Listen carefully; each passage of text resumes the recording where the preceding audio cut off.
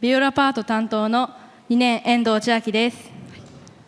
そして同じくビオラパート2年の赤松奈美です。ありがとうございます。お疲れ様でした。まずはこの演奏を終えて今遠藤さんどんな気持ちですか？最初はすごく緊張して怖かったんですけど、今はすごくなんか楽しいです。楽しい、もうニコニコの笑顔ですよ。やっぱり緊張はしましたか？はい。けど演奏してる時はどうでした？だんだん楽しさに変わっていって最後の方すごく楽しかったんです。おー、よかった。赤松さんはどうですか？この演奏を終えて。私もすごい始まる前は緊張してたんですけど、もう今は楽しいです。楽しいですか？よかった。楽しいのが一番です。練習の成果出し切れましたか？はいはい。よかった。もうそれが一番ですね。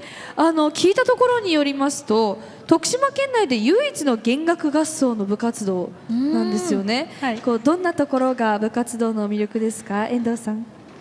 やっぱりみんな仲が良くて、お互いにダメなところがあったらここをもっとこうしようって言い合えるところがいいところだと思います。じゃあその言い合ってどんどんこうレベルアップしていってのこの舞台のパフォーマンスだったんですね。はい。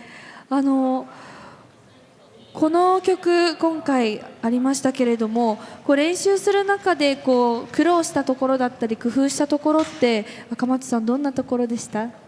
苦労したところは同じパートで音が合わなかったりリズムが合わなかったりしたところが難しかったです。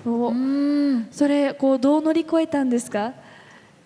練習し続けました。やっぱり練習あるのみですね。ステージでのその成果というのはこう他のパートも聞いててどうでしたか？この練習の成果というのはどうでした？出せました。出せましたか？よかったです。はい、本当にその練習の積み重ねで素敵な演奏をしていただきました。ありがとうございます。ありがとうございました。市場中学校の皆さんでした。ありがとうございました。